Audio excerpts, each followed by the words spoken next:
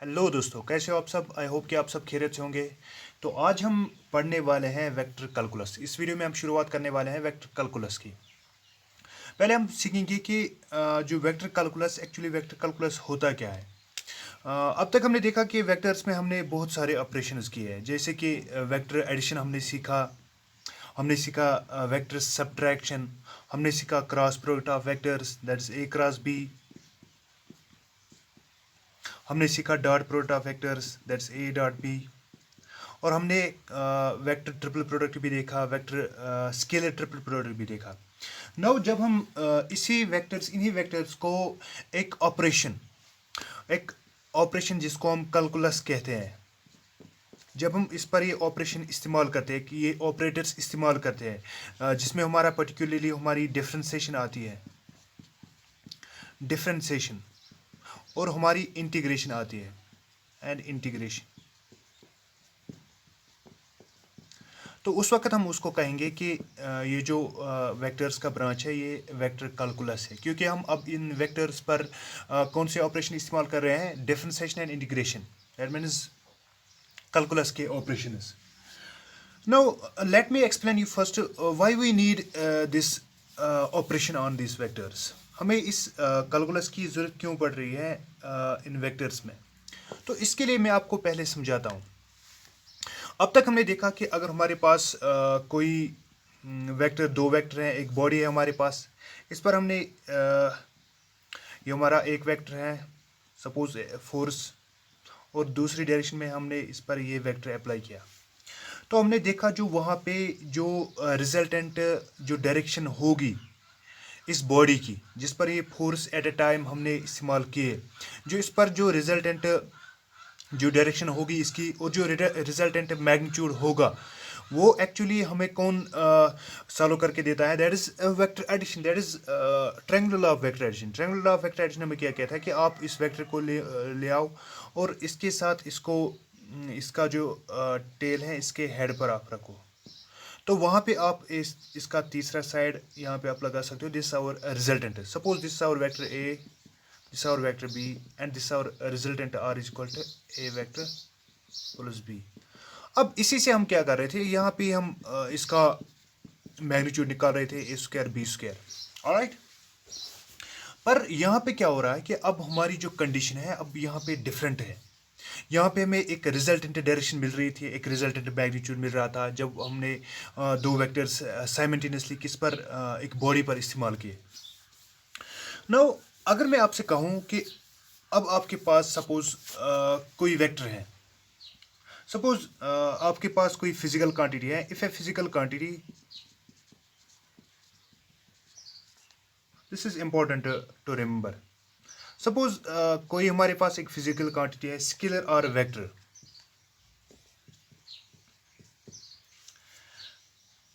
Varies from point to point,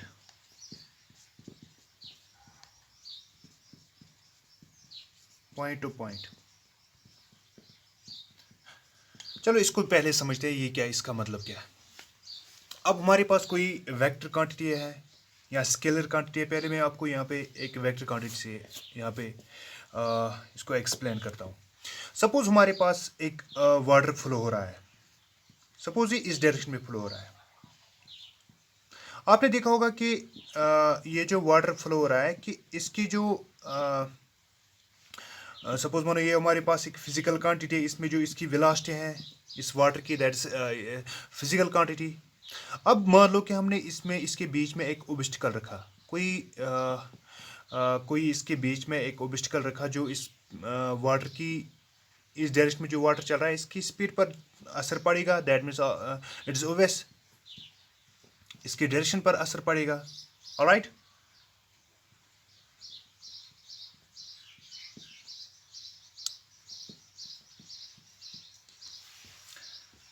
तो अगर ऐसा है, अब ये जो वेलोसिटी है इस वाटर की, हमारे पास एक वेक्टर क्वांटिटी है, पर आपने देखा होगा कि जो हमारे पास एक स्ट्रीम, एक वाटर फ्लो जो चल रहा है, उसकी जो वेलोसिटी होती है वो कंटिन्यूसली चेंज हो रही है, वो वेरी कर रही है पॉइंट टू पॉइंट। सपोज करो यहाँ पे इसकी जो वेलोसिटी है that is the magnitude of this, the length of this vector, और यहाँ पे आप देख रहे हो कि अब इसकी वेलोसिटी कम हो रही है, और यहाँ पे आप देख रहे हो इसकी डायरेक्शन भी चेंज हो रही है।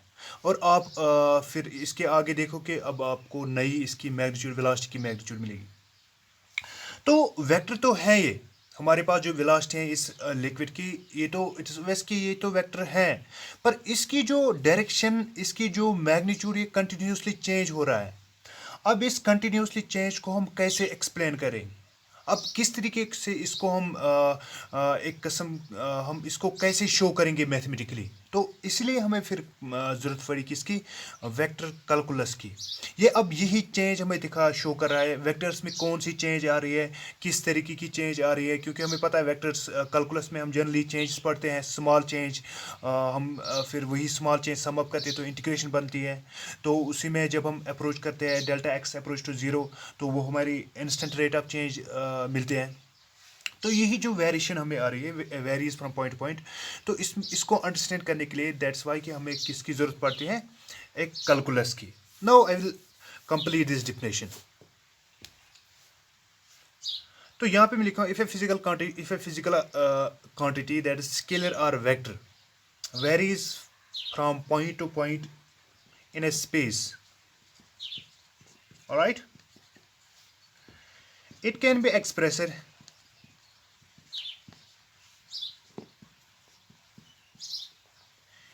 expressed as a continuous function.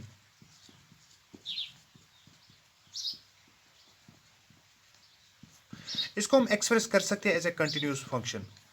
अब इसको हम क्या कहेंगे? फॉर एग्जाम्पल हमारे पास ऐसी सिचुएशन है, इस पर हम एक मैथमेटिकल फंक्शन क्रिएट करेंगे, और जो मैथमेटिकल फंक्शन होगी वो कंटिन्यूसली हमारे पास जो मिल रहे हैं वो कंटिन्यूसली चेंज हो रही है। तो इसी को हम कहेंगे कि ये हमारे पास एक कंटिन्यूस फंक्शन है। तो अगर इस कंटिन्यूस फंक्शन में, अब यहां पे मैं लिखूंगा reason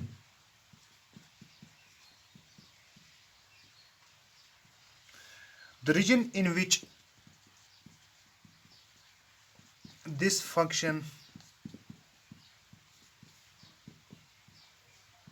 specifies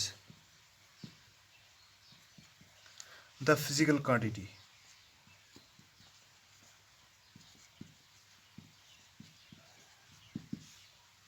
is called field। तो जो रीजन वहाँ पे हम वहाँ पे जो हमारे पास ये अब ये कंटिन्यूस फंक्शन है, आप यही मानो कि वाटर फ्लो कर रहा है, इसकी जो वेलोसिटी कंटिन्यूसली चेंज हो रही है, इसकी जो डायरेक्शन उस पर भी असर पड़ रहा है। अब हमने वहाँ पे क्या किया, एक रीजन वहाँ पे उस फ्लो में निकाला, और उस रीजन में हम क्या करते हैं, उस रीजन में हमने वहाँ पे एक रीजन निकाला। उस रीजन में हम क्या करते हैं, उस रीजन में हम देखेंगे कि उस रीजन में हमारे पास जो फंक्शन है, ये जो स्पेस पर हमें वहाँ पे एक फंक्शन कर रहे हैं, एक फिजिकल क्वांटिटी जो वहाँ पे हमें स्पेसिफाई कर रहे हैं, उसको हम उस वक्त कहेंगे फील्ड। तो यहाँ पे आप इसको अच्छे से समझो। अब यहाँ पे इसी की बात मैं कर रहा हूँ, वाटर फ्लो की। Now you can see here,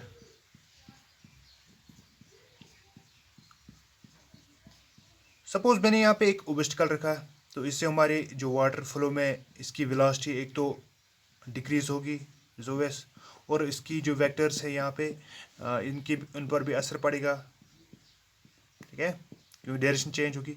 अब यहाँ पे मैं क्या कर रहा हूँ कि मैं यहाँ पे इस एरिया को कवर कर रहा हूँ। इस एरिया में मैं देखना चाह रहा हूँ कि जो यहाँ पे जो चेंज आ रही है हमारी इस फंक्शन में, हमारी इस कंटिन्यूस फंक्शन में जो हमारे पास ये वेक्टर है, ठीक है, तो उस वक्त मैं इस एरिया को क्या कहूँगा? फील्ड कहूँगा। ऑलराइट, अब हमें पता चला कि एक्चुअली हम फील्ड किसको कहेंगे। Alright, now let's move forward. अब हमारे पास जो फील्ड होते हैं ये दो किस्म के होते हैं।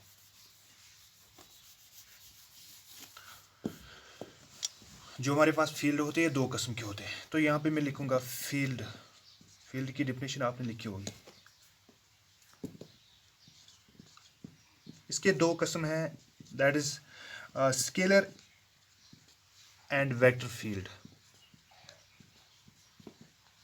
Alright, now let's understand what is actually scalar field. तो यहाँ पे मैं लिखूंगा इसकी definition, the region of space in which a scalar quantity has a unique value, in which a scalar quantity has a unique value at every point. अगर हमारे पास एक रीजन है स्पेस में इन विच ए स्केलर क्वांटिटी, जो हमारे पास ये scalar quantity है इसका यूनिक वैल्यू है एट एवरी पॉइंट, उसको हम उस वक्त कहेंगे द स्केलर फील्ड। अब यहाँ पे क्या मसला है, स्केलर फील्ड में हम इंट्रोड्यूस इसकी डायरेक्शन नहीं कर रहे हैं। सपोज मैं इसी चीज़ की बात कर रहा हूँ, अगर हम टेम्परेचर की बात करेंगे, मैंने यहाँ पे एक टेम्परेचर इसमें इंक्लूड किया। सपोज मैंने इसको एक बॉडी को मैंने टेम्परेचर इस कॉर्नर से इस एज से मैंने इसको फर्म किया, तो इट्स ओवेस की जो ये टेम्परेचर है ये कंटिन्यूसली फ्लो करेगा ताकि तब तक जब तक ये सारी बॉडी जो है इक्विलिब्रियम में नहीं आएगी। तो इट्स ओवेस कि यहाँ पे इसका अलग कुछ टेम्परेचर होगा, यहाँ पे अलग कुछ टेम्परेचर होगा, यहाँ पे पहले टेम्परेचर होगा ही नहीं, तो यहाँ पे कम होगा, तो यहाँ पे ज़्यादा होगा। ऑलराइट, तो ऐसे ही क्या होगा कि अगर मैं यहाँ पे इसी बॉडी में कोई एरिया चूज़ करूँ, तो उस एरिया में इट्स वेस्ट कि वहाँ पे मुझे एक यूनिक वैल्यू मिलेगा, किसका, इस फिज़िकल क्वांटिटी का। तो मैं यहाँ पे एक अजीब सा, जब मैं इसकी माइक्रोस्कोपिक लेवल पे जाऊँगा तो मुझे यहाँ पे एक अजीब सा वैल्यू इस टेम्परेचर का एक यूनिक सा वैल्यू मिलेगा। तो उस वक्त मैं उसको कहूँगा कि हमारे पास क्या है, एक स्केलर फील्ड है। इट्स वेस्ट मैं यहाँ पे इक्विलिब्रियम की बात नहीं कर रहा हूँ, जब इक्विलिब्रियम पहुँच जाएगा तब जाके होगा, तब ये सारा एक जैसे हो जाएगा। ऑलराइट, और जो हमारे पास स्केलर फील्ड है इसको हम रिप्रेजेंट करते हैं फाई से, represent by this phi, and this phi can be represent as phi of r. This also the function of r, the position vector, because with change in position we get the unique value at every unique place. All right, now this can be written as phi is equal to phi of x comma y comma z. All right, तो अगर हम इसके example की बात करेंगे तो इसमें हमारे पास जनरली टेम्परेचर आता है जो स्केलर फील्ड फॉलो करते हैं। राइट, तो यहाँ पे मैं एग्जांपल के तौर पर लिखूंगा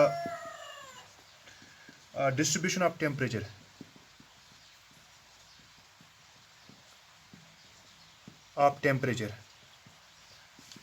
और दूसरा में आएगा that is electric potential,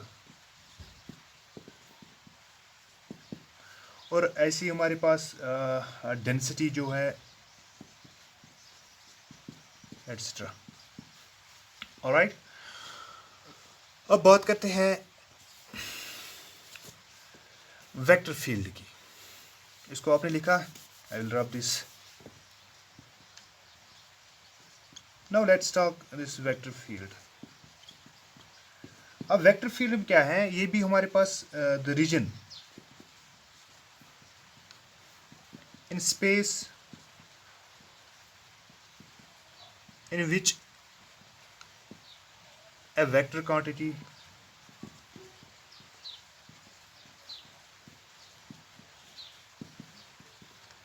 has a unique value of both magnitude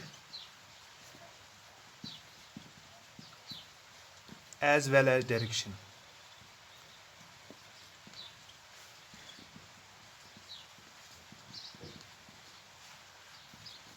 At every point is called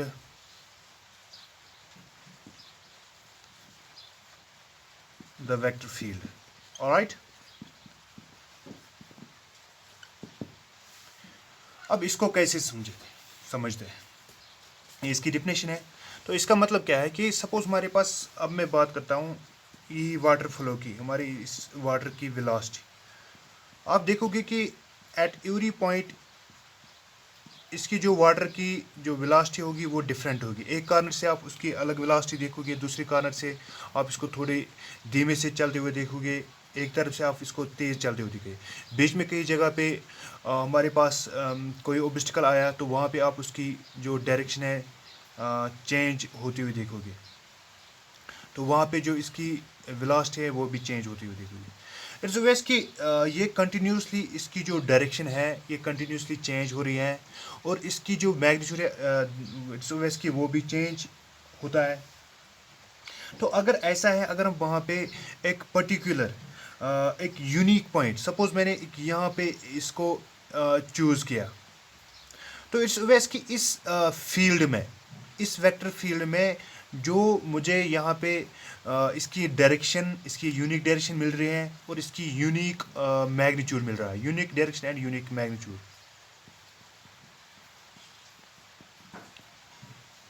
and magnitude, तो उसको मैं इस वक्त कहूँगा कि ये हमारे पास क्या है, एक वेक्टर फील्ड है।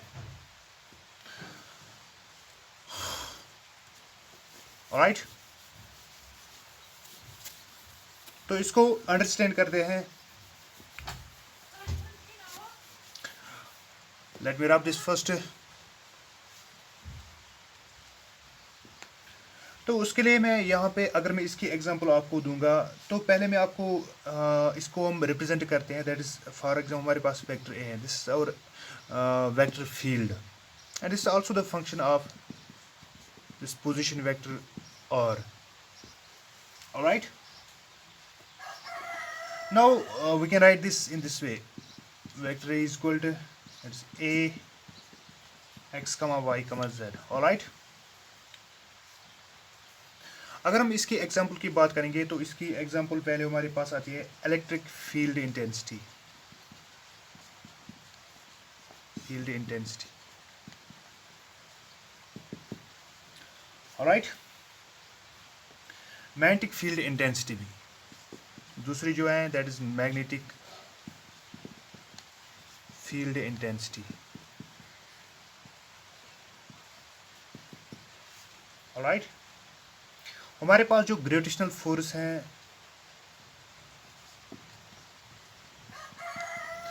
वो भी किस में आता है, इसी वेक्टर फील्ड में हम उसको इंट्रोड्यूस करते हैं, इंक्लूड करते हैं ऑफ ए बॉडी। ऐसे हमारे पास जो that is velocity of a flowing liquid,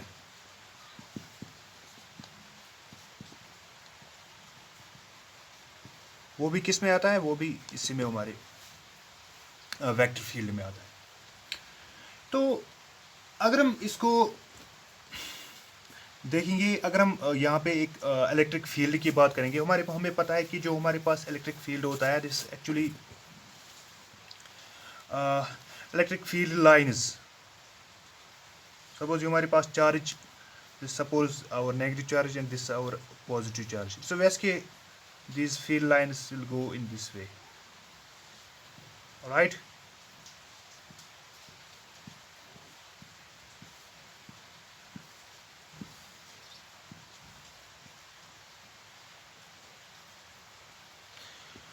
from higher potential to lower potential.